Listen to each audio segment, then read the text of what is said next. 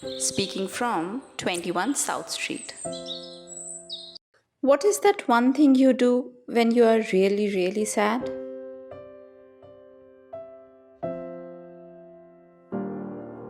It was my second year at boarding school, and I was sitting on platform number 8 at Ambala station, waiting for the northern bound train.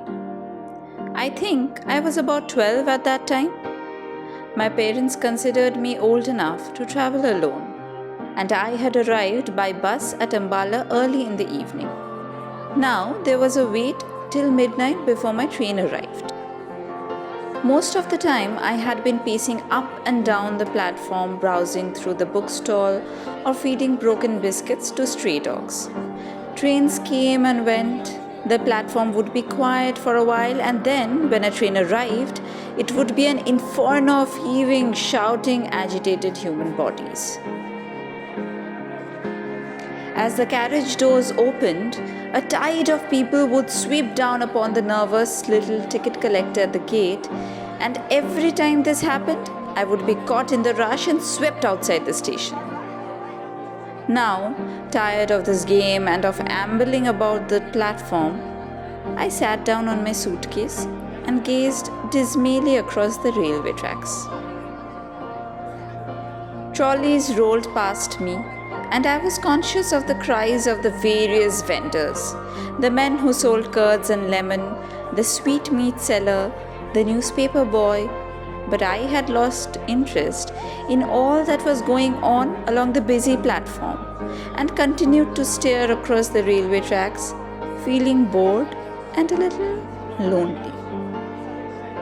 "Are you all alone, my son?" asked a soft voice close behind me. I looked up and saw a woman standing near me. She was leaning over, and I saw a pale face and dark, kind eyes. She wore no jewels and was dressed very simply in a white sari. "Yes, I am going to school," I said, and stood up respectfully. She seemed poor, but there was a dignity about her that commanded respect. "I have been watching you for some time," she said. "Didn't your parents come to see you off?"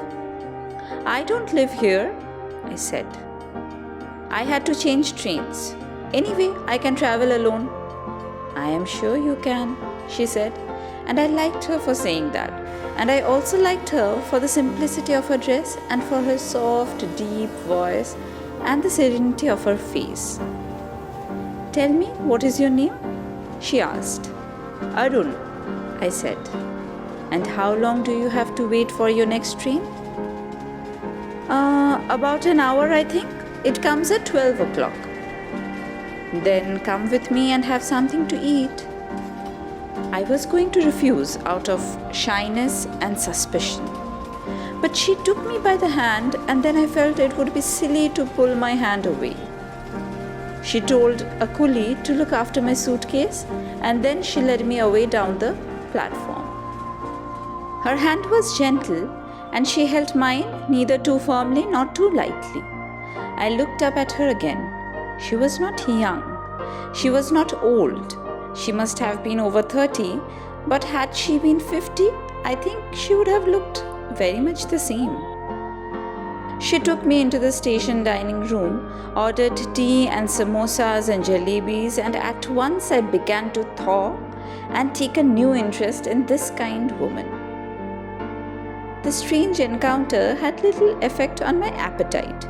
I was a hungry schoolboy, and I ate as much as I could in as polite a manner as possible.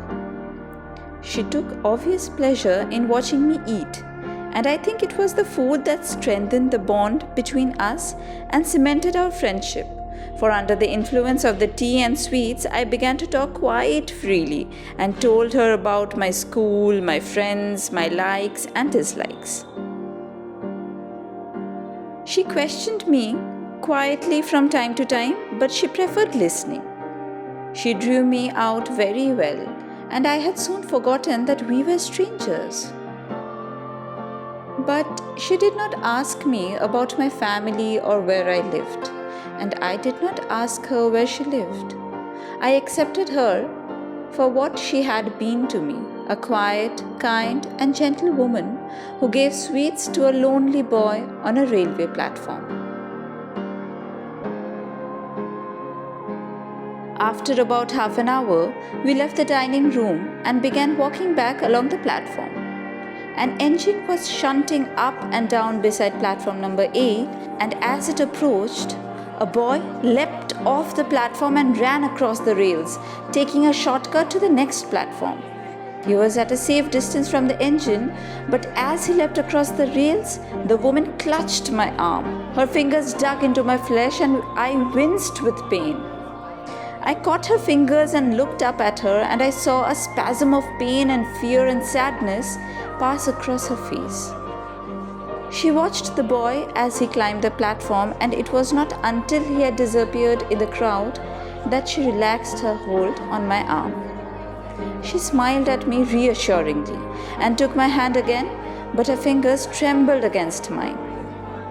"He was all right," I said, feeling that it was she who needed reassurance. She smiled gratefully at me and pressed my hand. We walked together in silence until we reached the place where I had left my suitcase. One of my school fellows, Satish, a boy of about my age, had turned up with his mother. "Hello, Arun," he called. "The train's coming in late, as usual. Did you know that we have a new headmaster this year?" We shook hands, and then he turned to his mother and said, "This is Arun, mother. He's one of my friends and the best bowler in the class." "I am glad to know that," said the mother, a large, imposing woman who wore spectacles. She looked at the woman who held my hand and said, "And I suppose you are Arun's mother?"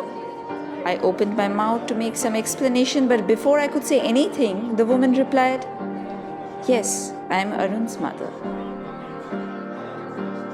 I was unable to speak a word. I looked quickly up at the woman, but she did not appear to be at all embarrassed and was smiling at Satish's mother. His mother said, "It's such a nuisance having to wait for the train right in the middle of the night. But one can't let the child wait here alone. Anything can happen to a boy at a big station like this. There are so many suspicious characters hanging about. These days, one has to be very careful of strangers." "Arun can travel alone though," said the woman beside me, and somehow I felt grateful to her for saying that. I had already forgiven her for lying, and besides, I had taken an instinctive dislike to Satish's mother. "Well, be very careful, Arun," said his mother, looking sternly at me through her spectacles.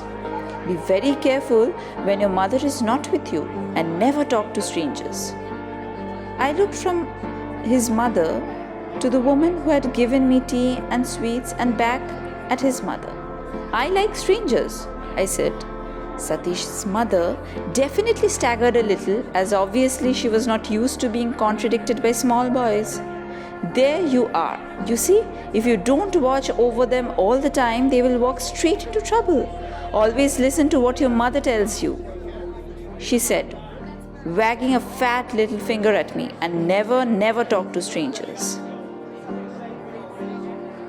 I glared resentfully at her and moved closer to the woman who had befriended me. Satish was standing behind his mother, grinning at me and delighting in my clash with his mother. Apparently, he was on my side. The station bell clanged, and the people who had till now been squatting on the platform began bustling about.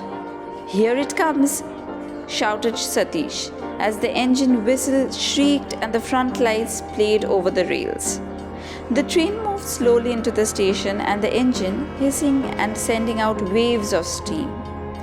As it came to a stop, Satish jumped on the footboard of a lighted compartment and shouted, "Come on, Arun, this one's empty." And I picked up my suitcase and made a dash for the open door. We placed ourselves at the open windows, and the two women stood outside on the platform talking up to us. Satish's mother did most of the talking. "Now don't jump on and off moving trains as you did just now," she said. and don't stick your heads out of the windows, and don't eat any rubbish on the way. She allowed me to share the benefit of her advice, as she probably didn't think my mother a very capable person. She handed Satish a bag of fruit, a cricket bat, and a big box of chocolate, and told him to share the food with me. Then she stood back from the window to watch how my mother behaved. I was smarting under the patronizing tone of Satish's mother, who obviously thought mine a very poor family, and I did not intend giving the other woman away. I let her take my hand in hers, but I could think of nothing to say. I was conscious of Satish's mother staring at us with hard, beady eyes, and I found myself hating her with a firm, unreasoning hate. The guard walked up the platform, blowing his whistle for the train to leave. I looked straight into the eyes of the woman who had held my hand, and she smiled in a gentle, understanding way. I leaned out of the window then and put my lips to her cheek and kissed her. The carriage jolted forward and she drew her hand away. "Goodbye, mother," said Satish as the train began to move slowly out of the station. Satish and his mother waved to each other. "Goodbye," I said to the other woman. "Goodbye, mother." I didn't wave or shout, but sat still in front of the window, gazing at the woman on the platform. Satish's mother was talking to her, but she didn't appear to be listening. She was looking at me as the train took me away. She stood there on the busy platform, a pale, sweet woman in white, and I watched her until she was lost in the milling crowd.